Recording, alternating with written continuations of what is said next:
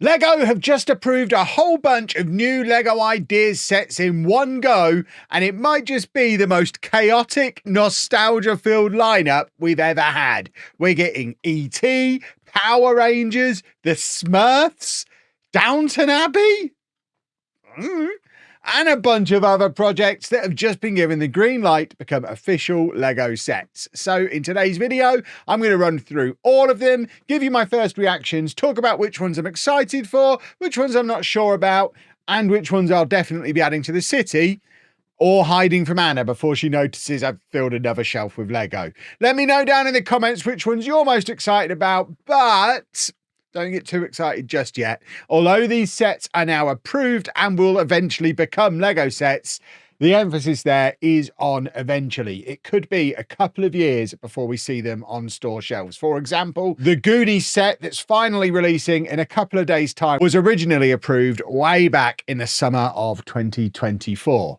But we do know we're going to get our hands on these sets eventually, so let's have a look through them. And we will start things off with Go Power Rangers Lego Megazord. And full disclosure, and I feel like I'm going to have to say this a few times during this video, I haven't seen Power Rangers. I'm aware of Power Rangers. My little brother, he's 40 years old. My brother used to watch Power Rangers, and because he watched it as my little brother, it wasn't cool, so I didn't watch it. As a result, it's got to be said, this set looks cool. It comes with the 5 Power Rangers minifigures, and then this big robotic mech monster thing that I think is the combination of, all their little individual things. If you know Power Rangers, you probably understand the concept of what this is a little bit better than I do. And it is worth pointing out at this point, because I might forget to say it further forward in the video, that one of the reasons it takes so long from approval to these sets hitting the store shelves is because Lego now need to appoint a designer. These are currently just the fan designs. Lego now need to get a proper Lego designer involved and basically make it into a fun build that will be a stable model at the end of it, develop the instructions, make sure all the build techniques are correct and all that kind of stuff. They're using logical pieces. So it will look different is what I'm getting at. The finished set will look different to the originally submitted set. But if you like Power Rangers or just like massive mechs, then you'll probably like this one because it is pretty cool. The submission amount is just over 1,200 pieces, 14 inches tall. Like I say, all very much subject to change, and I think would look quite cool on a little 80s night. I guess this is 90s, not 80s, but on a little robot shelf. You could have like the robots through the generations. You've got the Transformers representing the 80s. This one can represent the 90s. There's that big Fortnite one representing the young'uns now. What did the in-betweeny ones get? Were there robots in the 2000s? I'm not sure I remember them. This one, though, is much more my speed. A Smurf village, which does look awesome. Very similar kind of feel to the Animal Crossing village stuff we've got, and the Bricklink Designer Program Mushroom Village stuff. We've got the really cool little Smurf minifigures, which I very much want to get my hands on some Smurf minifigures. But we've got our little Smurfs. We've got all the little buildings that obviously you can then set them up and build your village the way you want your village to be built. And I can certainly see a version of the future where there's a little Smurf area in the Lego city. Full disclosure, I have threatened to do that with Animal Crossing and Minecraft and all sorts of things on occasion. So whether it'll actually end up happening or not, I will leave down to you to decide. But certainly on the face of it, I think that's quite a cool set. And it's something I would definitely be interested in as long as it doesn't end up insanely priced. I mean, I don't want to be paying £300 for a Smurf village. And the fact that this submission is 2,700 bricks suggests that if they did do this as it is, you'd be looking at something in the region of like £250, which for 4 little huts and some minifigures might be a little bit too rich for my blood. But obviously, who knows how much bigger or smaller it will end up being when the time comes. It would be quite nice if it was presented in a way where it was all connected together rather than being these separate parts that were on little islands. Well, obviously, it does give you the option to connect them together. I'm a lazy man. I'd like to have them connected together from the word go, but that, of course, then is going to really, really start to drive up the price of the set. On this one, I'm afraid I am going to have my ignorance showing because I don't really know about very much at all about La Catrina, other than what it's got in the submission at all. It's a Mexican cultural symbol, which, I mean, it does look very, very cool. And as far as details go on this submission, I mean, we get plenty of details.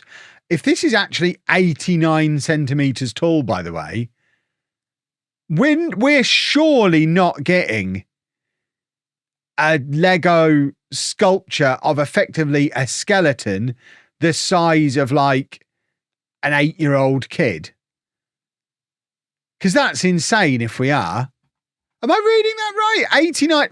89 centimeters is like up to my waist. That's enormous. Where would we put that?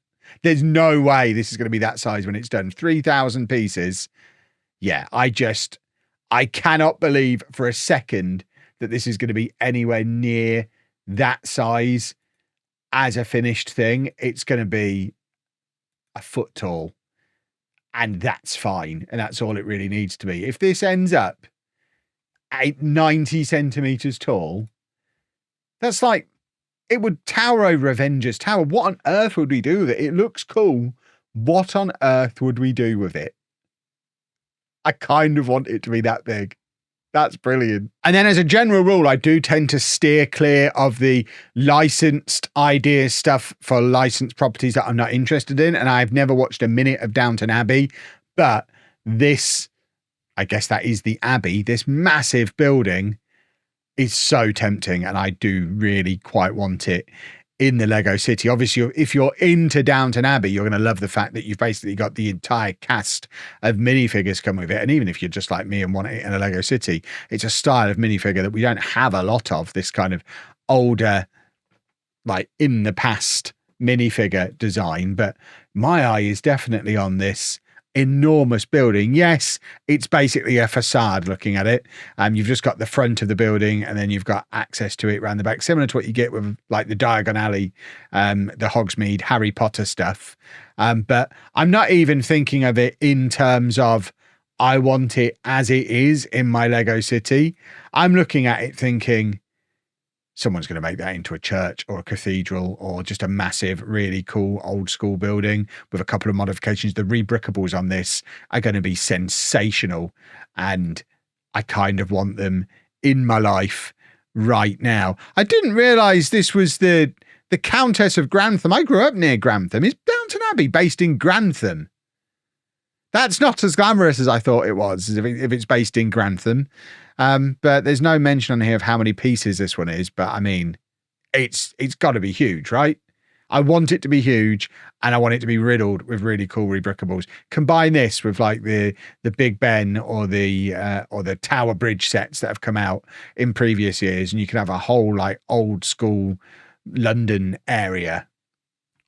Very nice. And then departing from all of the licensed stuff, we get something that's just a little bit bonkers and left field. It's just a bowl of ramen with like noodles, and I think that's pork and some mushrooms and an egg.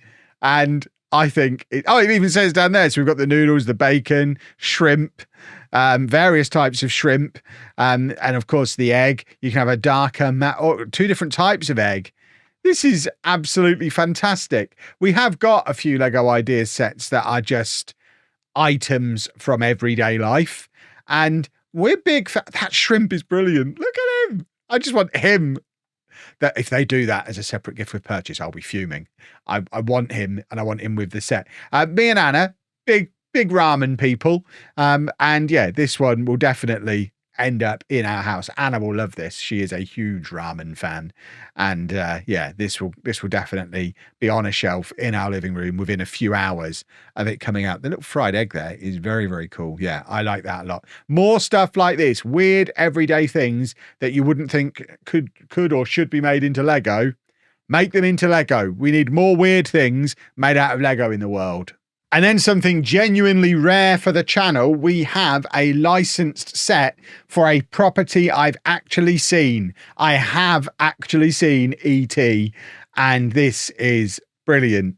Obviously, there's been a lot of very cool buildable figure things like this recently. We've had the Gizmo one that's just come out, and we've had a lot of the Disney themed ones, the Dalmatians, Stitch, Simba. That's cool that he can do that. We had the little Toothless from How to Train Your Dragon, but this one, I mean, he does all the poses. Is that a light brick in there as well? And oh, that's so cool. That is so cool.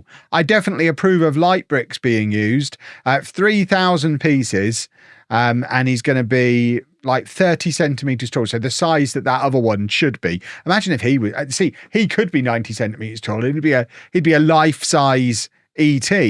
But yeah, I mean, you're probably looking at 3,000 pieces at about a £300 set. But if it's a £300 set that can do all of these different poses that we've just looked at on here, and then has the light brick in the chest as well, yeah, I'm in on this one. I am all in on this one. I think that is really, really cool.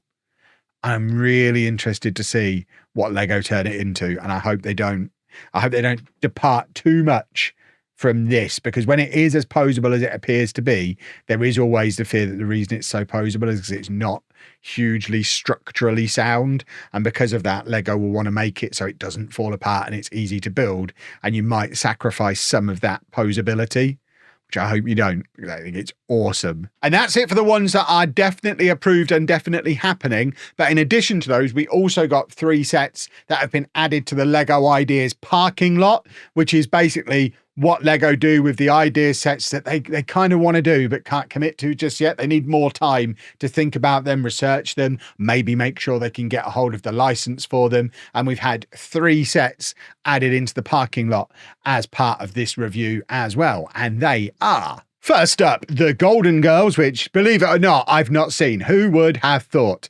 But my first impression of it is it's another one of these sitcom sets like we had with Friends and The Office and Big Bang Theory, Seinfeld. We've had so many of these. We haven't had one for a while, and I think they are cool because I can use them for my sitcomplex. And as I've shown with getting the Queer Eye set, I don't need to have seen a sitcom to want it in my sitcomplex. And that's definitely the situation I'm going to be in with this set. Obviously, if you're a fan of the Golden Girls, you'll be all over it. One of the reasons I was so keen to get the one for The Office when that came out is because I'm a fan of The Office. So that is probably my favorite one of the sitcom sets. And I know this is a sitcom that has a huge fan base. So I imagine there's going to be some very excited people as keen to get the Golden Girls minifigures as they are to get this very cool like kitchen sitcom scene. But yeah, fingers crossed that one does get greenlit at some point next year. And then this one, the Daft Punk concert, is particularly exciting because obviously, look at it. There is no way they can do this without a light kit. Surely. I mean, does it explain? It can't just be one bulb lighting that whole thing. It's motorized, it's lit up, and it could set an incredible precedent of Lego, not just including like a light brick in a set, but if we can get an official Lego set that has an official light kit in it, it really does open up the door to them doing more of that kind of thing in the future, which is something I don't think Lego should be afraid of. One of the reasons I don't really use light kits at the moment is because I find it really fiddly and annoying having to add them after the fact. It really is just a few light bricks on a motor, isn't it? They're not going to need a light kit for this. That is literally just a Lego motor and some Lego light bricks. I mean, you're going to burn through the batteries in them in no time. I think the reason this one's in the parking lot is because Lego are going to need a way to completely retool it. I don't think you can run this on little light brick batteries because they'll just burn out in no time. And I don't even think these motors are available anymore.